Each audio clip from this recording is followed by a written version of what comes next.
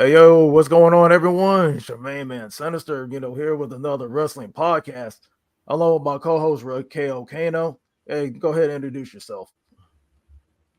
What's going on, ladies and gentlemen, boys and girls, short and raw ages? This is Kano, you know what I'm saying? We're here to talk about this wrestling goodness and give y'all the good, the bad, and the ugly. So let's talk about it. All right, all right. And because Summerslam, just came and went. So yeah, we're gonna go ahead and discuss that. So started with you, Kano. What did you like? What didn't you like about SummerSlam? I'm gonna start off with what I didn't like. The match that I didn't like was the Ronda Rousey versus Shayna Baszler matchup. I feel like that was pre MMA, before MMA. Basically, you didn't really see no head bashing, no fist fighting, nothing like that. It was just mostly in the submission element of MMA, which we all notice of, because that part of the sport, it does have that repetitiveness and the boring aspects of it. Like, it does get repetitive, and it was boring to me. That was like the get up and go to the bathroom type of match. You know what I'm saying? Another match that I liked, but towards the end I didn't like, was the Roman Reigns versus Jey Uso matchup. I didn't like the matchup based off the fact, though, is one of the reasons is nothing against Roman Reigns, but we need a new championship for SmackDown, because at the end of the day, Roman Reigns, he's a part-time wrestler, and there needs to be a full-time wrestler there. And Jey Uso could be the mecca of what's going on with the bloodline. You feel me? But what I see right now is the whole Roman Reigns having a championship is becoming very stale. Now, the match that I actually did like was the Cody Rhodes versus Brock Lesnar matchup. You see, and the reason why I say I like that matchup is because it shows that Cody Rhodes got a lot of heart. You know what I'm saying? All right. And with him battling Brock Lesnar, Brock Lesnar was giving Cody Rhodes that work, trying to get him to stay down, don't get Mm, up. But right. you see a lot of elements of what drives into that matchup. It goes to show that Cody Rhodes is not the person to be messed with, and you can see that he's going to be a future player for a championship in the future. It could be either the WWE Universal Championship or the World Heavyweight Championship, but I really think he should go for that WWE Championship. That's what I think he should go for. But I digress. But that matchup was all around the board. Was a great match. Like I said, you see Cody Rhodes was doing a lot of the Cody cutters, the crossroads, Brock Lesnar hitting with Mm, the F5s across the table, the whole yeah, nine.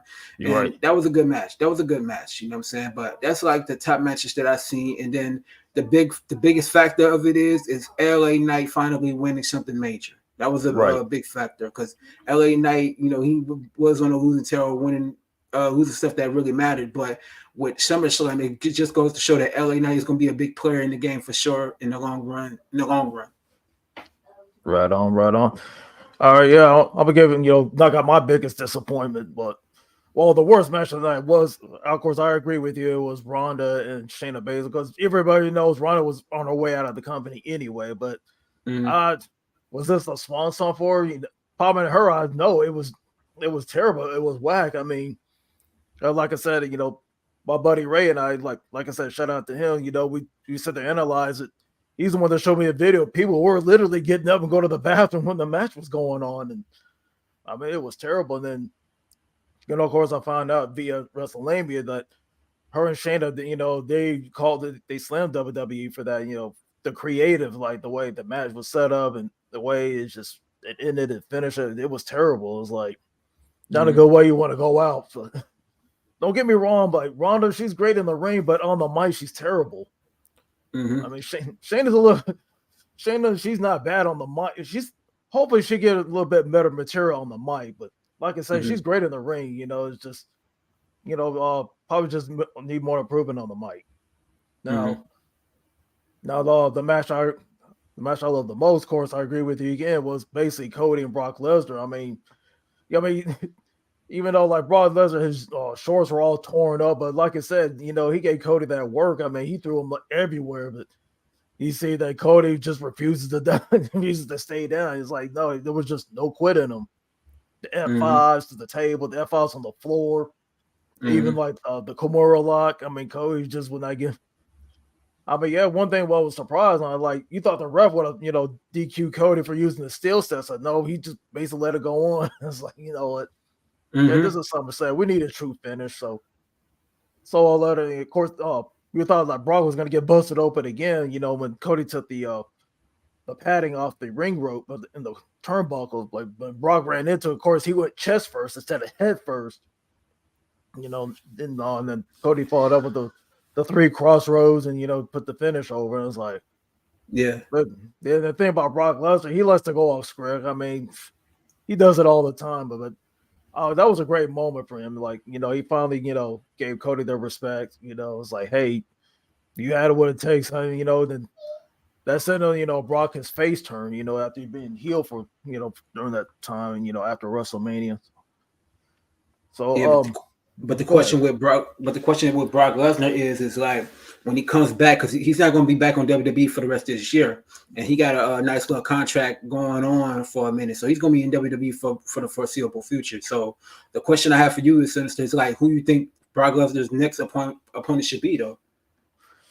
That's a good question. It's unknown at this point because, I mean, yeah, he can go after Seth Rollins, but right now Seth Rollins he's gonna be feuding with Shinsuke Nakamura. But at the same time, he also have to keep his eye out for Senior Money in the Bank Damian Priest because any given moment he can sit there and cash in on it. But however, like right now with the situation with the Judgment Day, they're trying to sit there and play that dissension angle and things like that. So yeah. But right now, as far as like his next opponent, that's up in the air. Yeah, that is going to be a $1 million question of who will Brock Lesnar face from this point forward when he does come back next year, because he's going to be in the Royal Rumble next year. That's obvious. That's going to happen. Yeah, I think he's banged. Yeah, he got banged up in that match with Cody. So basically, right now he's just taking time off the heel before they bring him back. Yeah, facts. And then I'm gonna just say this though. If you look, SummerSlam, the after effects of SummerSlam, and in the build up to Payback, there really isn't like a heavy factor of who's going to face who. Like we know it's going to be Seth Rollins versus Shinsuke Nakamura. That match is going to be, to me, I feel like we seen that heel turn from Shinsuke coming for a long time now. Right. So that heel turn was actually going to be there. And that's what leading to the next topic, yo. We talking about Payback right now. Well, before we get there, I'm just go ahead and wrap up about SummerSlam. The other match I'm gonna throw in there, I like the Ricochet and Logan Paul match. I mean, yeah, like there was some like high spots going on, but of course, a little towards the end, of course, Logan Paul, of course, he did a little, dirty trick, with the brass knuckles. Like, come on, people saw that coming a mile away because he couldn't beat Ricochet if he wanted to. But however, he threw the little sucker punch in there with the brass knucks, hit it, got the 1, 2, 3. He got Samantha like to say, hey, call him the winner. Then after that, he jetted right out of there because I can see why his match was first, because his brother was fighting later on that night with Nate Diaz. So he flew up out of there. Yeah, but was he even? I didn't even know if he was there or not. Who was that? Logan Paul. Was he at his brother's fight? No, he made it there on time because his brother was in Dallas. The fight was Jake Paul. His fight was in Dallas. That's why Logan Paul him and Ricochet fought first. Because like the moment that match was over, he got his hand raised. He was out of there, to go support his brother. So. Okay, I didn't even know. Because I didn't watch. I heard stories about the fight, and everybody saying Jake Paul, he's not a real fighter because he's fighting basically amateurs. He's not, he hasn't had a real boxing match. No. Another one I want to throw in there. It was basically the triple threat match with Charlotte, Asuka, and Bianca Belair. Mm-hmm. I mean, I like the way it turned out. Of course, like, with Bianca, when she injured her knee, she pulled like a Willis Reed. She thought she was going to be taking the bet, and then she just limped her way right back to the ring. And then Charlotte, she almost had her beat, but then Asuka snuck in there with a mist, and somehow Bianca, she got the win. But like, of course, I told my buddy Ray, so I'm going to call it like Io Sky. She's going to come in the ring, and boom, didn't take long. She took advantage, like cashed in and, got the title. So right now, I think this is going to signal the heel turn for Bianca. But Bianca, I don't think she's going to turn heel because, like, she even expressed that she doesn't want to turn heel. No. You know what I'm saying? So the way I look at it with that situation is Io Sky, she's gonna remain heel, but either Bailey or Dakota Kai, then one of them they're gonna end up turning on Io Sky. It's And I gonna be think it's mainly Bailey. It's Bailey's gonna be the main one to turn on. Her.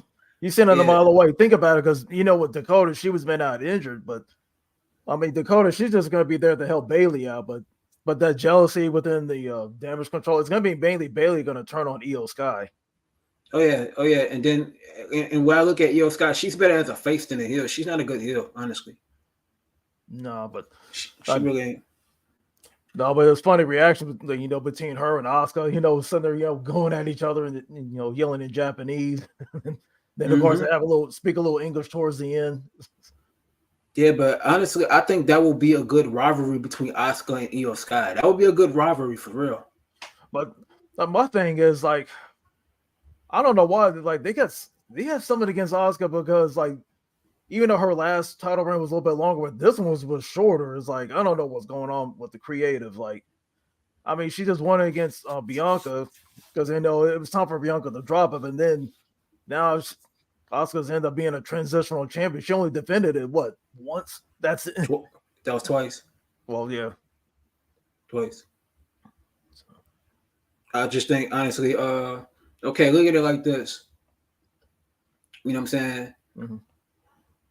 With Asuka, she's gonna be in WWE for the foreseeable future. I don't see her leaving at all because she loves WWE. Right.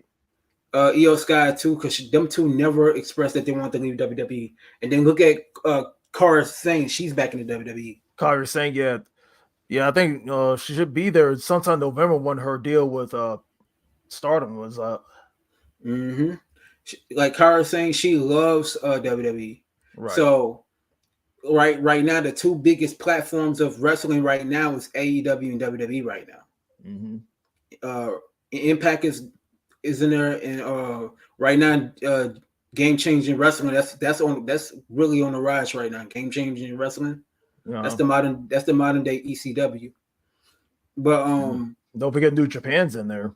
Yeah, New Japan. Yeah, it's definitely in there. That's like the top key promotions right now. Is WWE number 1, AEW is number 2, Impact is number 3. No, New Japan is number 3, Impact is number 4, and GCW is number 5. That's like the top 5 right there as the top 5 promotions right now. That's going strong. But I digress. Now, if you look at, like I said, back on the SummerSlam topic, if you look at all the things that went on in SummerSlam, it was one of the best shows that they had since WrestleMania. You know what I'm saying? The way I'm looking at it right now from this point forward, and we're going to get more into the news later in the show. If you look at what's going on actually right now, the way I'm looking at it is that WWE is gonna step up in a major way, because AEW is on the rise when it comes to the stuff that they're doing. But we'll talk about what AEW's problem is later in the show too. But if you look at SummerSlam, they still need to do better with some of the storytelling with some of the characters in the actual show. All right, we see what's going on with Bianca Belair. Do I see her turning heel? No, based off the fact that she doesn't want to turn heel.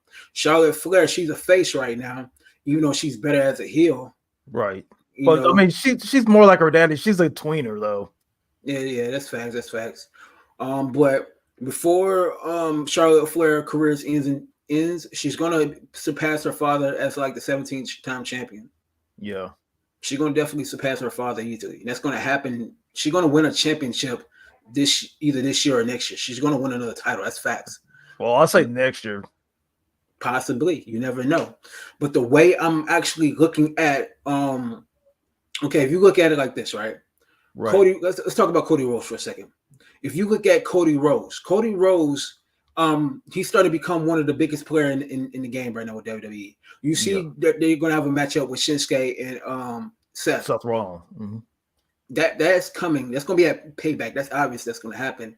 Cody Rhodes, he wants a title, and he's going to get a title. I wouldn't say this year, but next year's WrestleMania, he's going to get a title. He's going to win against Roman Reigns. Obviously, that's right. Excuse me. That's bound to happen.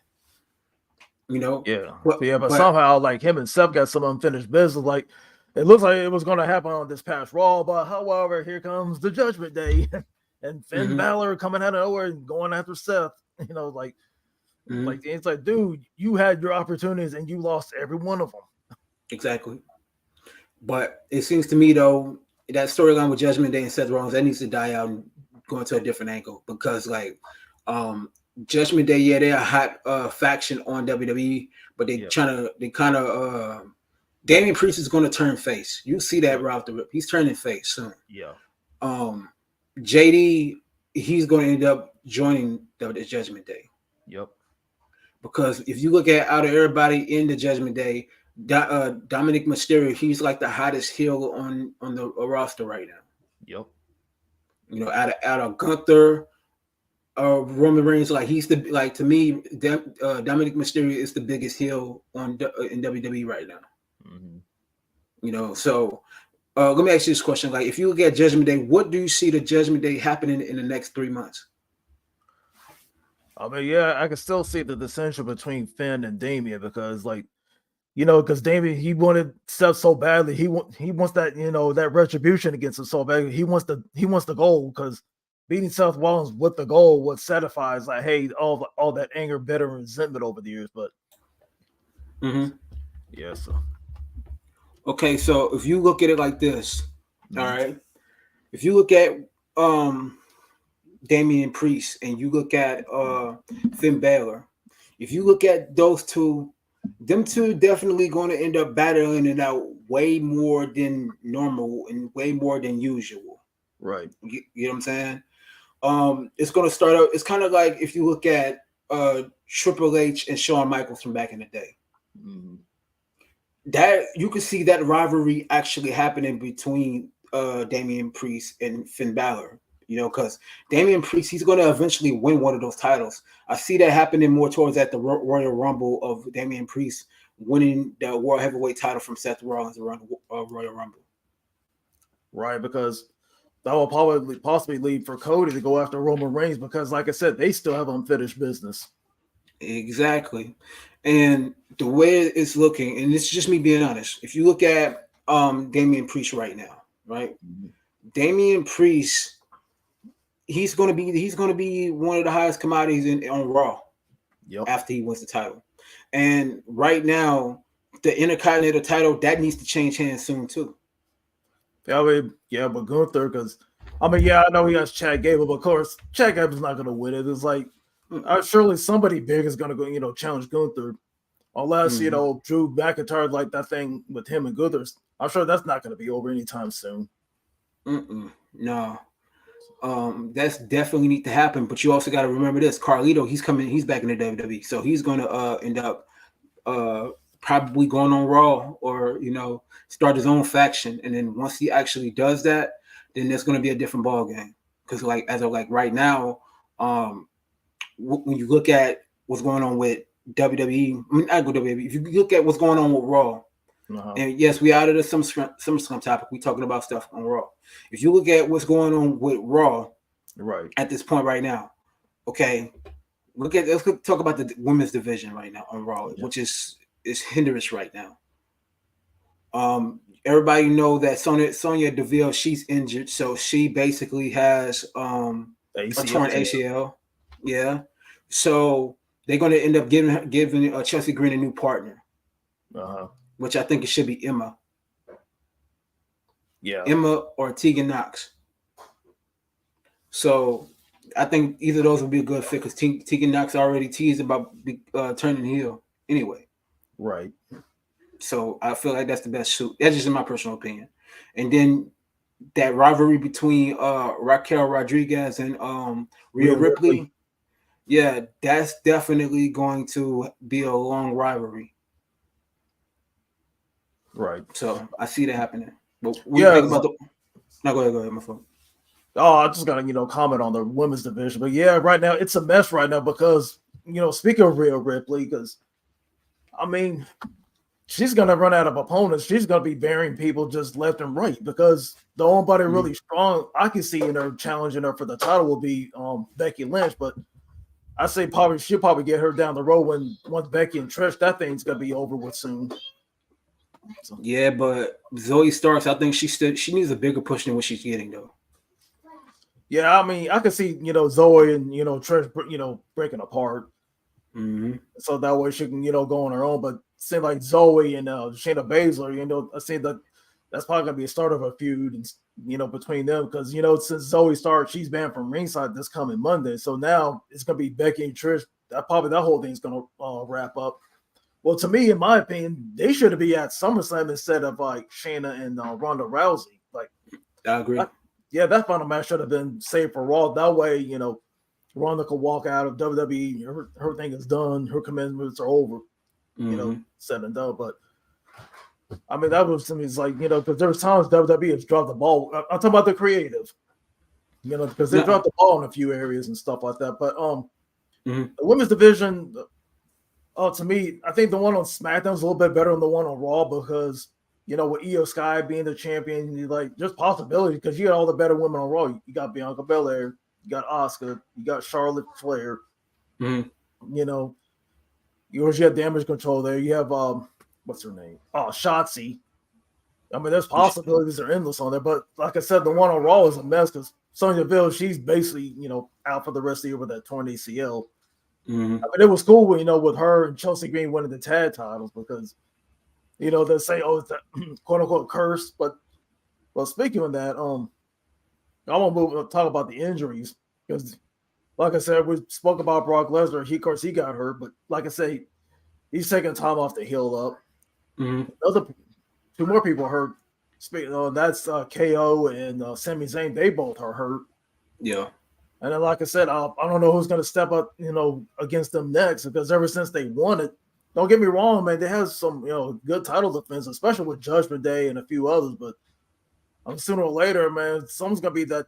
Who's going to be that heel tag team to take it from them? But we already know the answer to that question. It's going to be the Street Profits. Right. That they're going to end up taking that title from KO and Sami Zayn. And the reason why I say that is because they align with Bobby Lashley. That's neither here or there. But anywho, on the injury side, though, it's catching up to a lot of wrestlers in WWE on both Raw and SmackDown.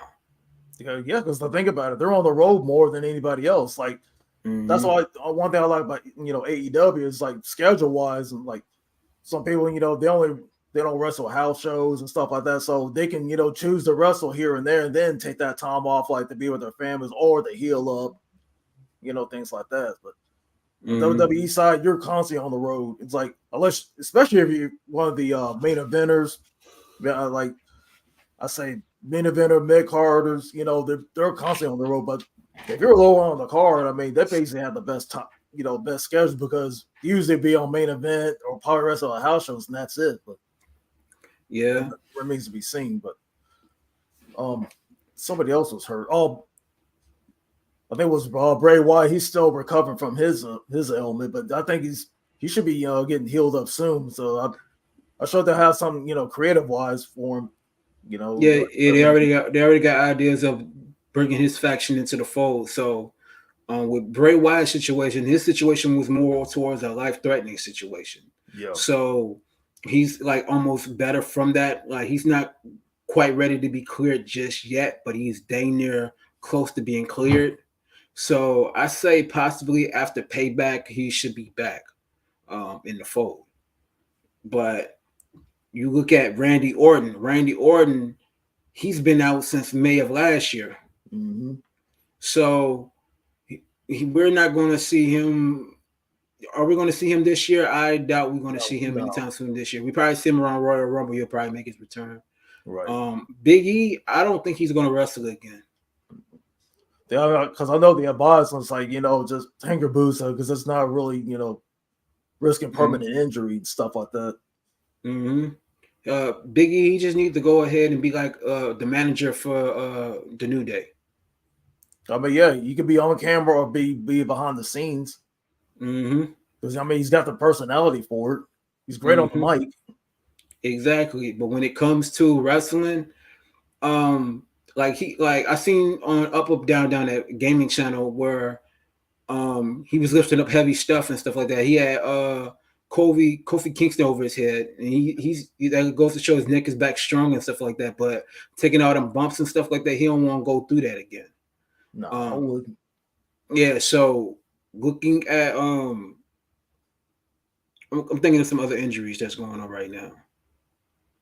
Thinking about like what's going on with the injuries, though, they do need to take some time apart, and it also should give them a chance for other wrestlers to start getting some shine because they definitely need it.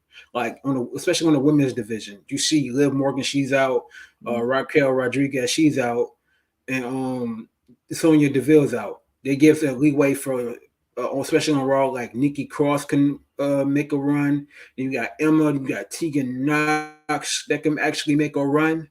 You know what I'm saying? They got a lot of female wrestlers that can actually make a run in right now. And then I say Zoe Stark, she can make a run. Yeah, because you got Indy Hartwell and what's her name?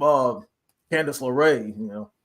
But but of course, they're gonna be fed to Rhea Ripley, someone, for her to like to tear through and try to get to Raquel and stuff, when Raquel's 100%. And that's why I say they need on Raw and SmackDown, they need a mid-card tag team, a mid-card title for the women. Mm-hmm. You know what I'm saying? Because if you notice, they hardly defend titles on Raw and SmackDown. I mean, yeah, it's usually the lower title, but Seth Rollins, he had the heavyweight title.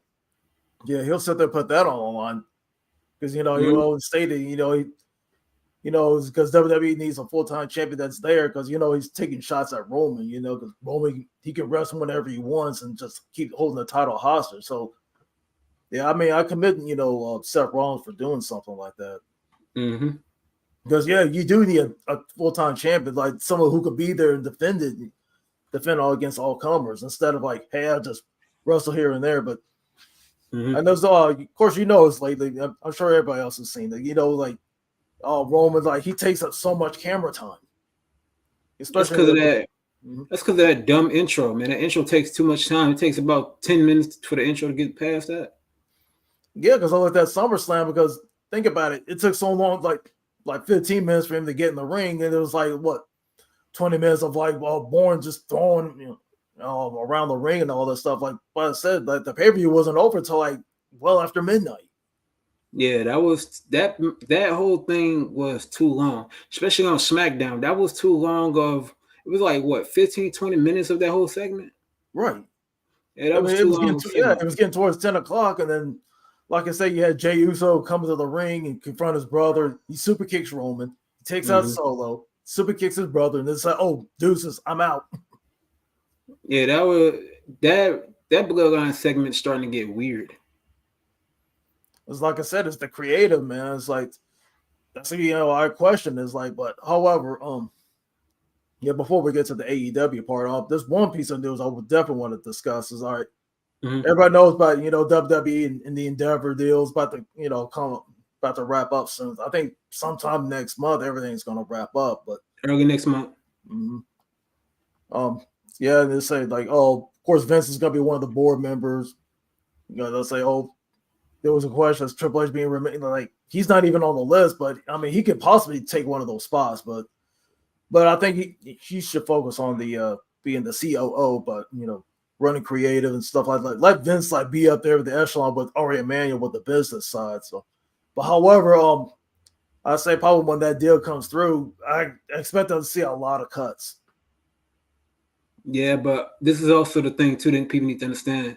As soon as that deal happens, Vince McMahon, he's not working on the creative side anymore. Basically, he has to focus on the other things, so he can't focus on creative. That's on Triple H at this point. So that can make because when Vince McMahon did retire for them 6 months, well, I won't say retire. He basically took a break for them 6 months. WWE was way better within the 6 months when he was gone. Right. Because if you notice, since he's been back, every first segment on the show has been somebody talking on promo. But when Triple H was doing it, it was straight to a match. Right. You know what I'm saying? So Triple H will be back on the creative side in a heavier spurts than he originally intended to be. And Vince McMahon has to focus on the business side. You know what I mean? But with what's going on with him with the spinal surgery and some life altering things, I don't think he'll be able to do as much as what people may think, because having spinal surgery, that is a serious surgery. And with that type of surgery, you're limited to what you can do. Especially at his age. Exactly. So with him running WWE, doing creative and all that, he ain't gonna be able to do too much of that anymore, practically at all. After all that, he still has a hand in creative to a degree, but not as much as what people think. Yeah, with all those rewrites, because I mean that's basic. Vince is basically known for like the past few years. Is he rewrites this, rewrites that, and it's just it frustrates everybody, even Triple H and stuff like that. But I was sure when with this whole merger thing. So now Vince is going to be answering to Ari Emanuel instead of the other way around, because before then, everybody answers to Vince, but not anymore. Now he has a boss to answer to. Exactly. So no, go ahead. I'm just saying him and Dana White, they're both going to be answering to Ari Emanuel, because he's going to be the head honcho in charge. Exactly. And Vince McMahon, he has no saying. Basically, from what I was reading, he has no saying creative after this. Nope. So that's Triple H. Triple H is going to be running, and the dude Emmanuel, he wants to bring Stephanie McMahon back. Right. You know what I'm saying? That's what it was before the merger. He said he wants to bring Stephanie McMahon back. See, that could be one of the spots being filled. And if that's the case, that's running in that way, that will be good, because the McMahons, they can focus on the business aspect of WWE and the merger part of it. And when it comes to the creative, that can be all Triple H and his teams to work on the creative and get everything together. Because Triple H, he wants to get the way a push with Tommaso Ciampa and Johnny Gargano and Indy Hartwell. Yeah, they want to get that faction up and running again, because that's a good faction that's going to pull weight, because Triple H, he's a big fan of factions. Yeah. You know what I mean? Because if you look at the bloodline, they're going to reformulating, but more into face roles after a while. They're going to be a face soon. You know what I mean? Same thing with Judgment Day. They're going to end up turning face after a while. But the way faction, like Triple H is going to like fix up a lot of different things. And I believe that's what he's going to do. Because he ran like last year's WrestleMania, he ran that WrestleMania. Yeah. Vince McMahon didn't have no parts of that WrestleMania at all. Right. You know what I'm saying? And this WrestleMania, Vince McMahon had some hand in that. And SummerSlam, Vince McMahon had some hand in SummerSlam. Right. But since he's on medical leave, he has no parts on the description, nothing like that. So he has nothing to do with the creative. That's all Triple H. But at this point forward, we need to see more wrestlers on Raw outside of the ones we've been seeing. Like the Way needs to have their own matches, and they need to have their own storylines. Who else? Nikki Cross. I think Nikki Cross should have a faction of her own with bringing a crew of Sanity back into some sense, like, or be a part of the Wyatt Six. You know what I mean? She could possibly reform with Piper Niven, her fellow countrywoman. Exactly. Like if you look at it, I'm just saying, if you look at it, Triple H have so many wrestlers and so many ideas that they can do with creative and put stuff together, but what really needs to be done is they need mid-card titles for the women. That they can defend on Raw and SmackDown. Hell, NXT, they need a mid-card women's title, because the male's mid-card title is the North American Championship, which is Dirty Dom. Exactly. And the way I'm looking at it, and this is just facts of the matter of it is the fact that I'm talking about the women's division. That's the way I'm looking at it right now. No. The women's division on Raw needs work as far as other women involved. There needs to be more type of matches in that way. And another championship they need to bring back is the Cruiserweight title. That needs to be brought back. And the reason why I say the Cruiserweight title needs to be brought back, because they have more smaller wrestlers there. Like Aka something, I forgot his name is. But anywho, they have a bunch of smaller wrestlers that can fight for the Cruiserweight title. Yep. And that do all the acrobatic type of wrestling moves. They could definitely do that. You know what I mean? So they need to make changes. You know what I mean? But I digress. Oh yeah, because speaking of so many wrestlers, like I mean, yeah, because you have so much talent that's not utilized right, but sooner or later, because you know how the business side is like, like I said with the Endeavor, it's like it could possibly, they're gonna start going to that roster, they're gonna start trimming people, like, because I know Triple H, he spent so much energy trying to bring some of these people back, but we may see that reality that some of those people he brought back, some of them may end up getting cut again. I don't see them getting cut. You know what I'm saying? I see though they're not going to hire any more wrestlers. They're not going to bring any more wrestlers in at this point. They don't need to. Right. I mean, last person I seen signed was Brian Pillman Jr. Exactly. Of course, he's going to NXT, but exactly. Like they already got Carlito there. They got Brian Pillman Jr. Corey Sanders coming back. Yeah, she's coming back. I'm like, that's it. They don't need no more wrestlers right now. Right. You know what I'm saying? The LWO is a high faction. They got a lot of high factions, a lot of different wrestlers. Like they don't need no more wrestlers at this point. AEW, they dang for sure don't need no more wrestlers right now. Yeah, like I said, that's what like I said, my homeboy were talking about. It's like both promotions, they don't need to sign any more people because they got way too many as it is. Like I said, like not many people's not going to get that screen time. You know how hard it is to fight for screen time because especially if they don't have anything creative for you. Basically, you can be sitting at home collecting a check. Exactly, and they don't need that. Like at this point, look at AEW. Let's talk about AEW right quick, right? All right.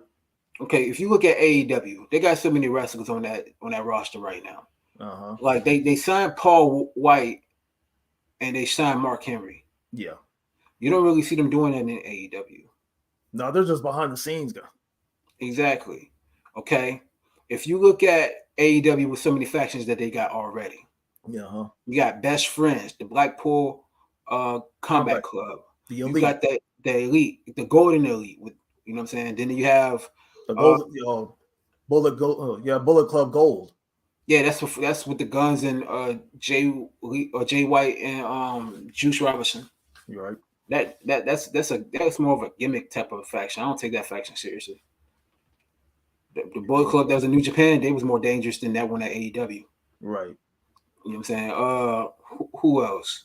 Like Jay White, he should have just went to WWE because he would have had a better shot and better opportunity than AEW. AEW is making it a laughing stock.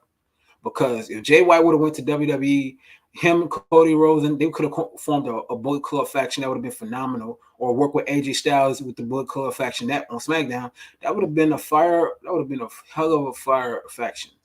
Yeah, it's like Bullet Club reunion because you gotta think about it, like, yeah, you got ex Bullet Club members up in WWE with, like I said, AJ Styles, the Good Brothers, on Raw, then you have Cody Rhodes, then Finn Balor, formerly known as Prince Devitt. Exactly. But let's go back to WWE for a second. We're gonna continue with AEW. I want to talk about this too. You just brought this up. Right.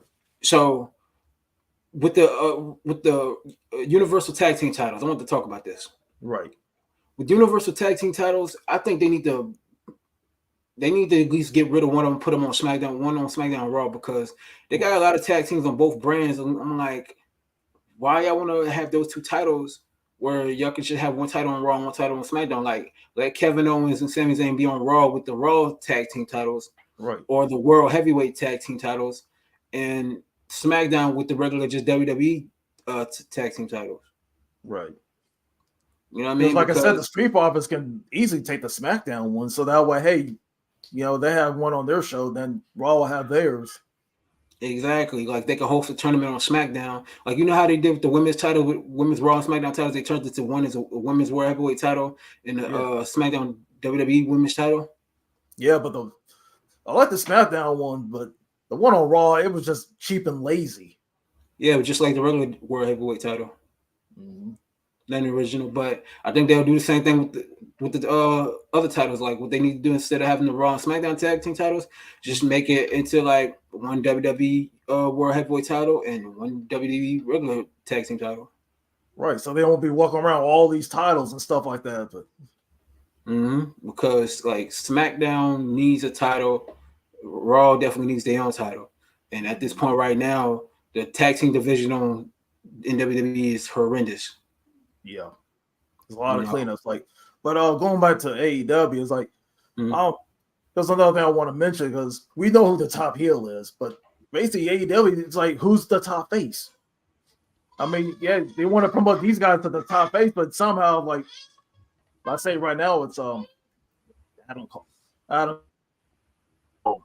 the whole thing with him and MJF is, I mean, someone's gonna get stabbed in the back, but of course we know who's gonna be, so we're not gonna discuss that. But about MJF, I mean, he's the best heel they have on there. He's the number one, but I mean, you gotta have that big face who's gonna challenge him especially for the AEW title. Yeah, that's a good point. They don't have a legitimate face in AEW. If I would have to say that could be that face, that could be Darby Allin. Right. I look at Darby Allin as like the biggest face. No, I take the back. Orange Cassidy. He's the biggest face in AEW right now. Darby Allin is number 2. Now, if you look at, I don't know, Adam Cole. My fault. Phone. Nah, but if you look at it like this, right, and it's just me being totally honest. All right, now if you look at, now I got thrown off my mojo. But okay, if you look at the biggest face, like I said, either Orange Cassidy or Darby Allin, Sammy Guevara, he could actually be another face. It's just you got to look at who the fans really gravitate to or who's over right now. Because like CM Punk, he's like a tweener right now. So some people love him, some people hate him. So it's like 50-50. Now, if you look at, I'm trying to think. That is tough of whose faces and whose heels at AEW. Like heel wise is MJF, obviously. No, but and like the biggest heel faction is the Blackpool Combat Club. Yep. Of course, the embassy, they're right behind them, but now they're not up there, but they're still the other heel faction. Yeah, then you have like the problem with AEW is they got way more heels than they do faces. Exactly. It's too imbalanced. Mm-hmm. Like the Elite, they are a face. Mm-hmm. Let's see. You have Nick Wayne and Darby Allin, the Sting, they faces. Yep. You have the Best Friends, their faces, which they got a rivalry with the Blackpool Combat Club. Yep. On the women's side, the Outsiders, with Outcast, they're the heels. They're the heels. You got Sky Blue. She's a face. Chris Statlander. And I forgot Chris Statlander. She's part of the Best Friends faction. Yeah, but she's also a face. Mm-hmm. Now the Willow Nightingale. She's a face. Mm-hmm. Then you have Baker. She's a face. You have Jimmy Hayter. She's a face, but she's out. And then Tony Storm, she's a heel. And then Saraya and Ruby Soho, they're both heels. Yeah, it just got so many heels, more than heels than faces within AEW, and it's just kind of like. Not to cut you off, but because Thunder Rosa, she's on her way back. Yeah, but we don't know if she's a face or a heel. We have to wait and see. But yeah, but in real life, her and Britt Baker, they don't like each other. Yeah. Well, yeah, because that's why they're on opposite shows. So it's like, because Britt, she could be on Dynamite and Rampage, Thunder Rosa, she can stay on Collision. Yeah, but let me ask you, what you think? All right, what you think is better, Dynamite or Collision? To me, Dynamite. And why you don't like Collision? No, I don't hate on Collision. It's like, Rampage is the more disappointing of the 3 shows. So if I rank them in order, like from bottom to the top, I put Rampage, then Collision, then Dynamite. That's worst to best? Yep. Rampage is bad, but it's not that bad. The way it is, if you look at Rampage is like WWE main event, basically. Yeah. It's just really like majority of matches is basically nobody we never really heard of like that. Yeah, because all the time the main eventers will be on there, probably like interview segments. Mm-hmm. And if you look at Collision is cool, but it's not the best thing. Like the first couple of episodes was actually fire, But now it's starting to go down. Yeah, yeah, because like the face of Collision is basically, you know, FTR and CM Punk. exactly. And if you look at Dynamite, it's basically the Blackpool Combat Club and the Elite, the main faces of that show. Yeah, because like I said, like with Dynamite, that's basically their version of Raw, and Collision's probably the SmackDown. Yeah, basically. But what I found out though, and this is breaking news though, that AEW is working with Warner Brothers to create live shows on the levels of how Peacock is with the pay-per-view events. Yeah, the PLEs. Yeah, so you know they're gonna work with Max to do the same thing. So if you got Max already, I got Max for free because of DirecTV Stream. Right. But I'll be able to watch the shows for free, the PLEs for free.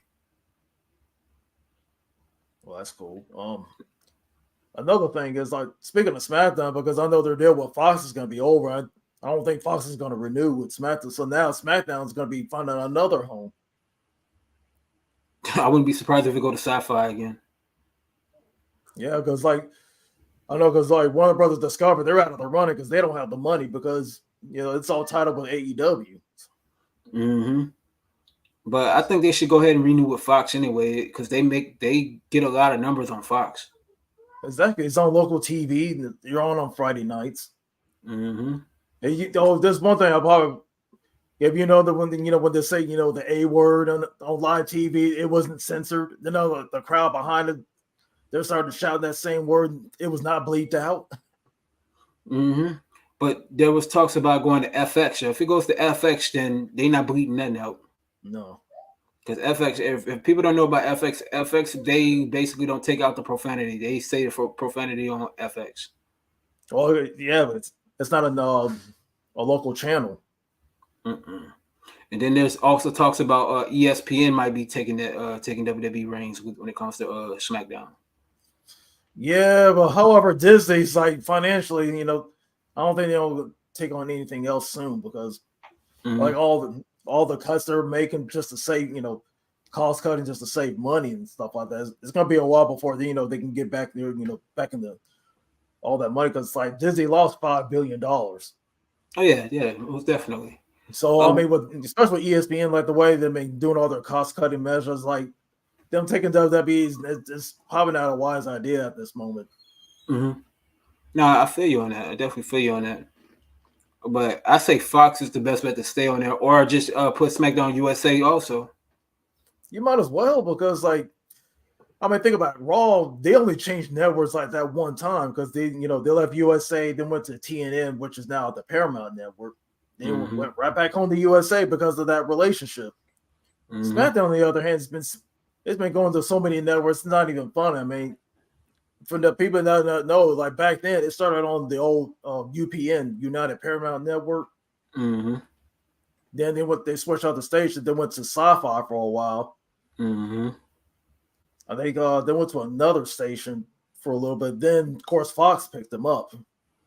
Mm-hmm. So yeah, honestly, they need to just go back to the USA. But think about it is though, that deal with Raw too with USA, that's coming up too. Uh-huh. So I think they're going to. Yeah, they're going to renew with USA. Yeah, they're going to renew with USA. That's obvious. But when it comes to SmackDown, they might as well just put it on USA also. Exactly. That'll be the best bet for them to actually do that. And no, go ahead, my fault. Yeah, because like the way it is, like SmackDown, I mean, they're crushing. Of course, I mean it's not much, but dying with Rampage. Because Rampage is on at 10:00. I mean, it's like they're not gonna they'd be stupid enough to compete against them at at that same time. But however, I did read one thing coming out October. I think it's probably mid-October that NXT and AEW will be going head to head, but it's just for that 1 week because I think TNT has something going on. It's probably a hockey match or something going on during that week. Not surprising, but to me, Dynamite always going to be better than NXT when it comes to the demographic. To me, when it comes to storytelling, NXT got AEW beat when it comes to storytelling. When it comes to the wrestlers, matchup wise, AEW got them beat easily. Right. Let's just like talk about All In coming up because All right, now they already announced like a few matches. Of course, the big one's basically Adam Cole and MJF for the title. I think it was what Sting and Darby Allin. I think they're supposed to take on AR Fox and Swerve. I think that match is gonna be corny. Right. Because like the way they're building up for All In is, I mean, like I said, aside from the MJF Adam Cole match, I mean, I don't see nothing. Oh yeah, of course you got the Elite versus or the Young Bucks versus FTR, but they already fought before. Yeah, but I think it's the final installment to the trilogy, so I don't really see too much wrong with that one. At least it's one final time. Now I'd be cool with that. Right. It's just the only big match that's going to be going on that card is MJF versus Adam Cole. That was the biggest match. Other than that, they don't really have a build to nothing that's substantial to people that want to watch it. Even though they sold a lot of tickets, they almost dang near sold out, honestly. Right. But they really don't have too much going on within that card that's going to make it worthwhile to watch. What's going on with CM Punk? What type of championship they're going to have with CM Punk at the event? Is it going to be CM Punk versus Samoa Joe for the title? Is it going to be FTR? We already know FTR versus that matchup. Are you going to see Kenny Omega battling it out against the Don family? Because that's Don Callis family. Yeah, because that's where that's going to lead to. Because if you look at it, it's going to end up being the Elite versus that faction, because that faction right there is going to consist of Chris Jericho. I forgot that Japanese dude name. I forgot his name. Oh, Konosuke Takeshita. I'm not even gonna say the name because I ain't gonna get it. You can say Konosuke. That's easy to pronounce. All right, Konosuke. Okay, Konosuke, Chris Jericho. They're gonna end up having a faction, the Don Callis faction. They're gonna end up growing that faction. So it's going to be an Elite versus that faction. Well, not that faction, but it's gonna be Kenny Omega versus Konosuke at All In. I can see that happening. You know what I'm saying? Yeah, the cool thing about All In, because with those pay-per-views being in London, it's at an earlier time for us, so we get to see it at 1:00 in the afternoon. Even though it is on a Sunday, but hey, it's in the afternoon, so I'm not complaining. But yeah, we'll be able to watch that before the Gamer Section podcast. Yeah, because like when I watched the last pay-per-view, Forbidden Door, don't get me wrong, I enjoyed it, but that was way too long. I mean, it wasn't over until 1 a.m. Yeah, bro. I didn't finish watching the last matches. I just said, forget it, bro. I'm tired. I don't feel like watching it for that long period of time. Oh, I mean, like I said, I watched every match, but like I said, but lucky I took off work the next day. But like I said, no, I was like, no, this is way too long. It's like, I mean, if it's something like this, I mean, you might as well start at 7:00 instead of 8 if you're going to be going on for that long. Nah, facts. I definitely agree. The way I look at it, in the perspective of this, if you look at AEW as far as the time frame, they got like so many wrestlers on the roster, and if you look at what's going on in All In, if you look at All In right now, they only have about 3 matches that they got so far with FTR versus the Young Bucks. You have Swerve. You got basically 2 members of the Mogul Assembly, which is a whack faction. I think that faction's corny. Versus Darby Allin and Nick Wayne, and then you have Adam Cole versus MJF. Right. So it's just 3 matches already to name. Possibly we'll know on the collision with possibly CM Punk versus Samoa Joe. Now that matchup needs to happen. Yeah, I see that happening. Yeah, they'll probably announce more of that tonight too, because, and then I think next week there's supposed to be Britt Baker. She's supposed to be, I think it was some kind of tournament that's been going on. Mm-hmm. Yeah, but they need to do something with Chris Stratlander to give her a title. I think her and Jay Cargo, they need to do a rematch soon. Yeah, see, yeah, because we talk about the issues with the women's division on WWE, but AEW, this is just as bad. Mm-hmm. Well, the AEW Women's Championship, that's going to be defended a lot, so that's going to happen at that's going to definitely happen at All In. That's one thing I'm happy for is like when Shida defeated Toni Storm for the title. I was like, yes. I mean, that's a good change because it needed to happen because Toni Storm, don't get me wrong, I mean, I like her, but with this whole Outcast, like them being the knockoff DX, it's just like people are just not behind them. They're not going to be behind them based off the fact, well, literally people not behind them on the show, but they behind Tony Storm, if you get my drift. Right. You know what I'm saying? But looking at like people that need push, like Sky Blue, she needs a push. Willow Nightingale, she definitely needs a push. She definitely is good for the show. Yeah, she's been on a better winning streak than Sky Blue. Mm-hmm. And then you got Athena, you know what I'm saying, aka Amber Moon. Mm-hmm. Yeah, like she's on Ring of Honor. She's going on a run right now with that title. Right. I think they need to give her a boost up to AEW. You know what I'm saying, or I think she needs to go back to WWE. In my opinion, I think she's more suitable for WWE than AEW. That's just because I mean they're probably doing anything with her down there. Mm-hmm. Because if you got Ember Moon and she or Athena and she go back to WWE, they're gonna give her a push for sure. Yeah, it was like, especially with Triple H being there because she don't have to worry about Ben screwing her. Mm-hmm. And like I told y'all off subject, Vince McMahon, Vince McMahon, he basically he's going to end up not doing creative anymore, and it's going to be Triple H taking the rounds. Triple H is basically getting groomed more by Vince McMahon for that to happen. So right. Like what I'm saying to y'all is Amber Moon, she's bound to go back to WWE when her contract is up with AEW. Right. Because speaking of that, how much longer do you think JR is going to be on with AEW? Because I know his contract's about to be up soon. The thing about it is you hardly see JR on AEW. I mean, I know he took that time off from Collision because with him dealing with his health issues, but I know he came back, with the Ricky Starks CM Punk match because when Ricky the Dragon Steamboat was being the special ref. Mm-hmm. So, to answer that question, that's a good question. We know he's not going back to WWE. That's facts. No, that ship has sailed. Mm-hmm. With him, I think he's going to renew his contract with AEW. He's going to stay with AEW, but he's only going to be on one show, and that's the Collision. Right. Let Jim Ross be on Collision, and let Excalibur, Taz, and Tony Schiavone be on Dynamite. So, like I said though, Jim Ross, he's a legendary commentator. He's been commentating for decades.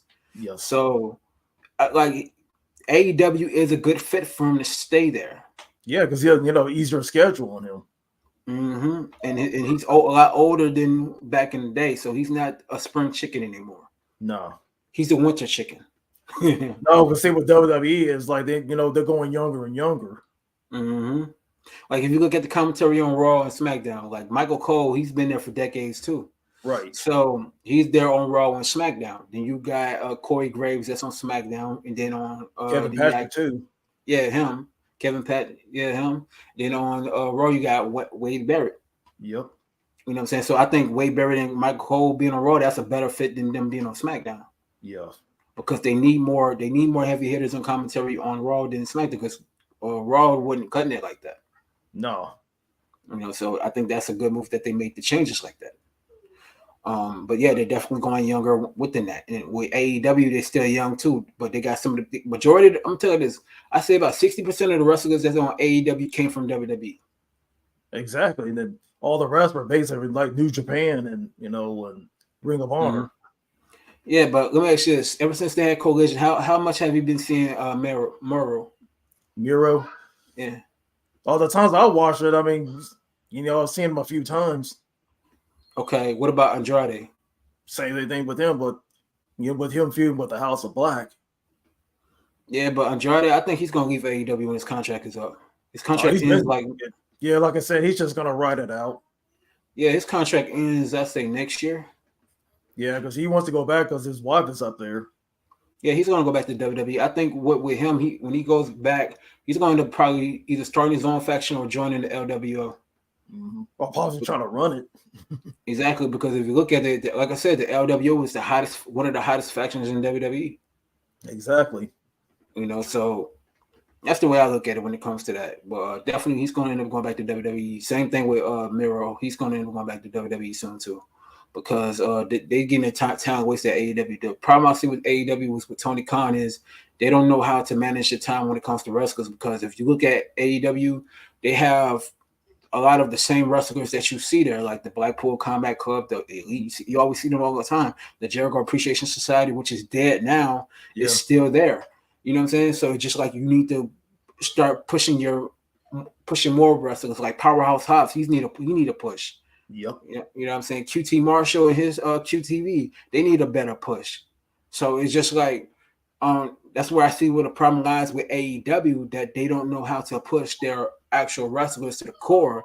It's just as bad as their Fight Forever game right now. Bare bones of nothing. Oh yeah, because that's another waste of time was Jared and Jay Lethal and Sanjay Dutt. I was like, I mean, I think they're more comedic.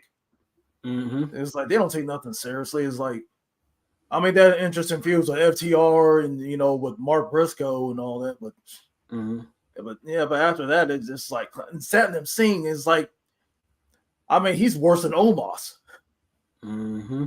I mean, he's just out there just being the muscle, but as far as being in the ring, but Omos got him beaten that, and like Omos has barely been in the ring. Of course, he was at SummerSlam, but as far as like screen time, like, it's like Satnam Singh, he's just a waste of space. Big Bill, I give Big Bill more credit than Satnam Singh. He's in there, even though he takes more L's than anybody, but at least he's in there wrestling. Okay, look at it like this, right? Look at Warlords and Arn Anderson, right? Yeah. They could build a faction with that too. Yeah. They can definitely build a faction of their own. I mean, that should have happened ever since Cody left to go back to WWE. Arn Anderson, he could have reformed another faction right there.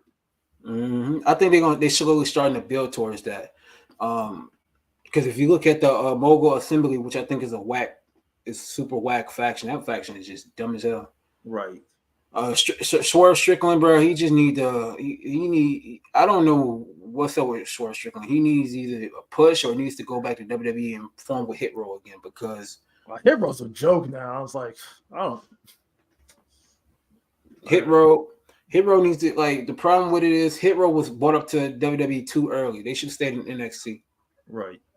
Yeah, that's definitely go back to NXT to be retooled. They not ready to be up there because they keep losing to LA Knight. No. Yeah, even though they're they're heels, but they're not monster heels. They're not even winning. It's like ever since they turned heel, they're still losing more than when they were as faces. But no, they need to go back to NXT to be retooled. Another one that needs a push is Keith Lee. Is like he's been. I know he's been tagging with Dustin Rhodes, but I mean Dustin Rhodes. His contract don't run out until next year. No, not next year. I think 2025. So he's gonna be there for a while. He's gonna be there, but after he's retiring. So right. I say he probably drop in WWE, probably do something with his brother, then call it quits. Yeah, I think so too. I think they'll probably do a brother versus brother match in WWE, and then that'll be it. Yeah, because like I said, he can retire and run his schools down in Texas. So. And what else? Okay, yeah, we all over the place with this podcast. I ain't gonna lie to you, we all over the place. Oh, but before we head out, definitely. Did you ever check the Cody's documentary on Peacock? Oh yeah, I did. I watched majority of it, but the part I left off, it was like it was. Of course, it was a little bit after AEW. He left AEW. He was on his way back to WWE. That's where I left off. Yeah, I saw the whole documentary. It was actually a pretty interesting documentary. When he had left WWE and went independent, that's what like really captivated of who he is. He basically left WWE to find himself. Right. And when he formed AEW and brought the Nightmare identity to the fold, that really formulated who he really is. Yeah, because the Nightmare identity happened when he was in Japan. So I feel like that really cultivated who he really is. So that Nightmare, the American Dream, that's Dustin Rhodes, right? Dusty Rhodes. But you got the Nightmare, that's Cody Rhodes' own thing that he started, right? So I think honestly, with that whole documentary, it really gravitates of who Cody Rhodes really is from when he was a child to now. And it goes to show that he how much respect. Like after watching that, I give Cody Rhodes a lot more respect and a lot more credit than that he should be getting, Right. because of the stuff that he went through. And if people don't know, and I'm gonna say this on here, if people didn't know, him, the Young Bucks, and Kenny Omega put their own money together to start All In, and that did so well. It sold out. They did so well. Then and Rey Mysterio actually performed that night at All In. That's what people didn't know. Yeah. Rey Mysterio was there and he did that. Then you looked at Double or Nothing. They did Double or Nothing. And then after that, AEW started right after Double or Nothing. Yep. So people got to give Cody Rhodes more credit than he deserves, because, like, at the end of the day, he started up a company, AEW. He started that. You know what I mean? One of the people that started that. Right now, AEW is kind of like on a hit and miss phase. But Cody Rhodes really did a phenomenal job on putting himself together, getting himself right after he left WWE the first time. Right. But if you look at the future of what Cody Rhodes is going to be a future champion in WWE. Like by WrestleMania, he's going to be a champion, and he's going to have that championship for a long time, one of them championships for a long time. Exactly, because he already held the Intercontinental title. He never held the U.S. title. He held tag team titles before, right? But he never held a World Heavyweight title. No, you don't have the Holy Grail. Huh? You said what? The Holy Grail title. Exactly, and he's going to basically get one of those titles. If it's not the World Heavyweight title, he's going to get the WWE Universal title, Undisputed Universal title, or either or. He's going to get one of the titles, and he's going to hold that title for a long time. You know what I'm saying? Right. But he's going to have a lot of trouble along the way. Like, I say the biggest rivalry I see in the future that's going to happen with Cody Rhodes is him versus Bobby Lashley. Yep. That's going to be a big rivalry in the long run. But with the documentary as a whole, though, you just really see the trials and tribulations of what Cody Rhodes went through from his childhood to now. Yeah. You know, what are your thoughts about that? I mean, I enjoyed it, like, you know, from his beginnings, especially, like, you know, I enjoyed it more than, you know, when he left WWE, because he got a whole burnout with the whole Stardust thing. You know, he just wanted to go back as Cody Rhodes. They wouldn't let him say, you know what, I'm done. You know, just respect to say, just release me. The moment he left, so basically, you know, that's it. You know, he took the time to, like, to find himself, like going to independent circuit, going to Impact, going to Ring of Honor, NWA, New Japan. Then coming back to start up AEW after the All In pay-per-view, like that event. You know, then you know, of course, you know, he left like I said, like was it? Yeah, it was last year. Like, you know, that time he was sitting there working without a contract. I was like, dude, you're braver than me, because I couldn't have done. I was like, no, I'm not gonna sit there and work there without a contract. I was like, I mean, I need my money, but so anyway, so basically, you know, he said, you know, the way he left is like it was a personal issue, but like I said, that's between him and probably Tony Khan. It's like probably whatever discussed behind the scenes, you know, why this time to part ways. And but the thing is, he still wants to, you know, to finish what his daddy couldn't have gotten, you know, because not many people know back in '77 when Dustin was still alive, you know, he faced superstar Billy Graham for the title. You know, Billy Graham was knocked out of the ring. You know, he was counted out.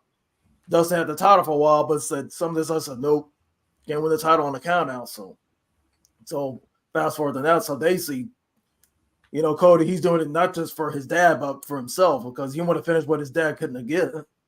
Trying to achieve that goal his dad couldn't have got, you know, during his heyday. So I would ask you this question on Saturday. What you think about the rivalry between The Miz and LA Knight? You think that's going to be a good rivalry? I mean, it'd be entertaining. I'll say that much. I mean, like I said, the way LA Knight is so over with the crowd, I mean, it's amazing. I mean, like I said, Miz, I mean, Miz, he had his time. Don't get me wrong. You know, Miz, you know, he fits a spot in there, but he's on his way out. So, like, you know, he's going around putting the other people over, you know, in that aspect. So, yeah, but with the Miz, I think down the road, like when it's finally said and done, he's gonna get one final major push. Right. He's gonna get one final major push. I can see that coming, and the reason why I say that is with him and LA Knight, they're gonna end up having a multitude of matches. And the reason why I say this is because both of them have that mega star aspect, the must see TV type of aspect with both of them. I mean, like I said, they're both great on the mic. Mm-hmm. I mean, with Miz being like I said, even though I can't stand Miz personally, but however, he's a better heel. Mm-hmm. And LA Knight, let me ask you this: you think LA Knight is good as a heel or a face? Right now, I see him better as a face. Yeah. I mean, yeah, now he's great as a face, but if he ever turns heel again, I'd say he'd be even better on the mic. Yeah, but yeah, he's since he's so over with the fans, he's gonna definitely be face for sure. Like I say, like because if you look at LA Knight, every time he comes out into the arena, like he gets the biggest pop. Right. Outside of Edge. He gets popped the moment he steps right through the curtain. He gets a humongous pop before he even raises the mic to his mouth. Mm-hmm. LA Knight, yeah. But yeah, he definitely got a big pop. But I feel like if you hear that, everybody like in WWE, like face or heel, he gets the biggest pop. You know what I'm saying? Cody Rhodes is number 2 and Seth Rollins is number 3 as far as the biggest pops when it comes to the crowd. But LA Knight right now is number 1 in the crowd that gets the biggest pop. Yeah, as far as he was, of course, Judgment Day is number 1. Oh, I think Roman or Judgment Day, one of the two is number 1. As far Dominic as Mysterio is number 1. Not Judgment Day. Dominic Mysterio is number 1 because when he try to say something, they give the biggest boos ever. Yeah, you know what I'm saying. When it comes to Rhea Ripley, she's starting to get over with the fans. Yep. Because if you notice with Rhea Ripley, they starting to praise her. You know what I'm saying. So she's getting over with the fans. Same thing with Senior Damian Priest. Yeah, he's getting over with the fans a little bit more. Finn Balor, on the other hand, he still got heat with the fans, but the biggest heat is Dominic Mysterio. He's going to always have heat right now because of that whole deadbeat dad gimmick. Everybody know in real life, Rey Mysterio is, to this day, they real close with one another. So outside of WWE, they real close with one another. They talk every day, father and son and all that. So people but just they don't like when they're in character, they'll make sure they stay apart. Exactly, but in actuality, outside of all that, they closer than you think. You know what I'm saying? Right. But as far as like Roman Reigns is concerned, with as far as biggest heat, he's not the biggest heat no more because people still give like something. Yeah, he's still getting a lot of boos, but he's getting a lot of praise at the same time. Right. So he's not as big of a heel as he once was. You know what I mean? Who else? I'm trying to think. Right now, if you look at Hit Row don't even get no boos like that. They get boos, but it's not really boos because they're not over. What the problem is that Hit Row don't have, what's the word I'm looking for? They don't have an identity. Yeah, they don't have identity and they don't have the it factor. Just like how they did the that model agency thing that they did last year. Oh, that thing was dead in the water. That was just the biggest waste of time. Yeah, and you don't even see them no more. You probably see them on Main Event or something like that. Nope, just Maxine, she aligned herself with Alpha Academy. Of course, they're starting to get over. Oh no, they've been over. Yeah, the Alpha Academy, they've been over. So I think it was good that she aligned herself with Alpha Academy because out of Alpha Academy, they was heels, but now they're over. Thank you. Yeah, because of Chad Gable. Mm-hmm. Yeah, so they over. The Viking, like I said though, Alpha Academy, they need titles on them. Viking Raiders, they need titles on them. You know what I'm saying? Right. The Viking Raiders, they came back in as one of the biggest heel tag teams, but now they starting to become a laughing stock all over again. But pretty much then the New Day came back. Yeah, and they beat them easily, but the New Day, they not getting no titles on them anytime soon. No, like I said, they're over even with or without the titles.